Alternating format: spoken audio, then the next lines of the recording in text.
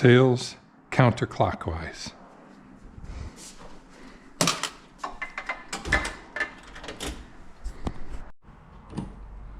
So this is the Denver and Rio Grande West, number 268, known as the Bumblebee C16. This engine is most famous for being painted a very unusual color for steam engines, at least in the United States, and pulling excursion trains in the 1949 Chicago World Fair. This engine actually ran, I think, up until the 1950s. The engine was built in 1882 by Baldwin Locomotive Works, and it's something I didn't think I would ever have anything like this, but it's freaking awesome, and I love it very much. There's three things when you're getting these engines ready. There's lubrication, water, and fuel. So I've already lubricated all the mechanisms underneath all the moving parts on the wheels and the side rods and that kind of stuff. Now I'm gonna draw the old steam oil out of the lubricator reservoir.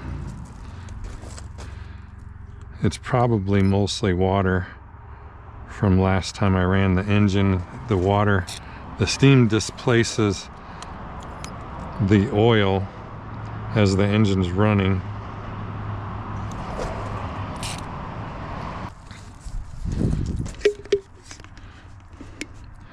And so on this engine, pretty much one fuel tank is one lubricator tank. In fact, I sometimes worry that there was nothing but water that came out. Usually there's a little bit of oil left. So I hope I'm not running these pistons without steam oil towards the end of the run. It's pretty oily. I don't know if it's the engine itself or if the previous owner just never cleaned it. But I think maybe the previous owners didn't clean it, or at least wipe it down very much. One of the things about a butane engine, if you have a water reservoir like this one, you put water in there to stabilize the temperature of the butane in the butane tank. If you don't stabilize it, you don't really have... Oh, is it full already? I don't think I'm getting a good clip on there. There we go. So in the winter time, you actually put kind of warm water in there. Okay, you see the butane spitting out the top. That's liquid coming out of the top. So that's full. When you actually first flowing it, when it's full, liquid butane will spit through the tube here and mess up your fire. So when you first light, it's usually kind of a minute before you got a nice stable flow of butane. So this engine is designed to fill it with what's called the Goodall valve, where you would just pump the water in through this thing. I don't like it.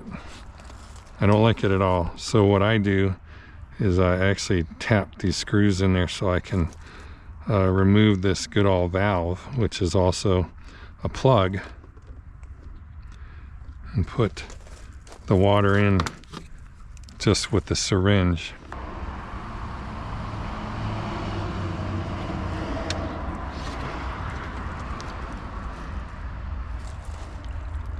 Once it's full, for me, standard ops is to take 30 cc's of water out. That leaves enough for steam to expand and get pressure. You use the valve here to get butane flowing, and then I like to use these arc lighters. So you get the lighter in there,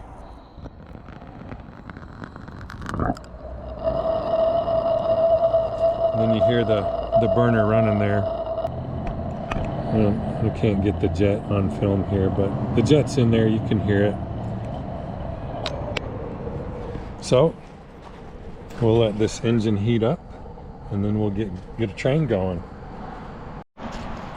So now that the burner's been lit for a minute, it's had a chance for the butane to stabilize in temperature, and it'll be flowing gas now instead of spitting liquid into the jet. So it's okay to turn it up a little bit. Usually while you're lighting the engine and waiting for pressure to come up, you got your gas up.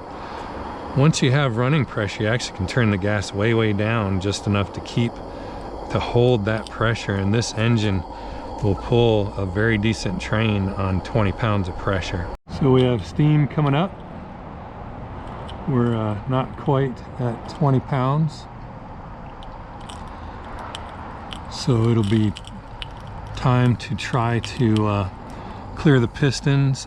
Usually you just throw it in reverse and forward to get all that water out of the pistons.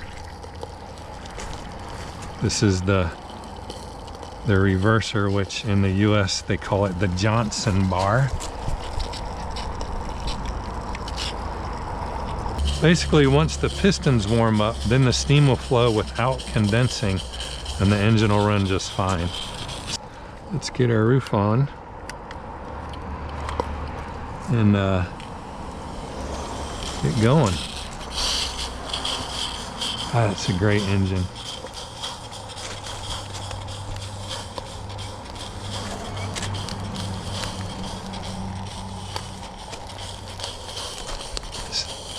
Still trying to dry those pistons out, but you can hear it running smoother and smoother. So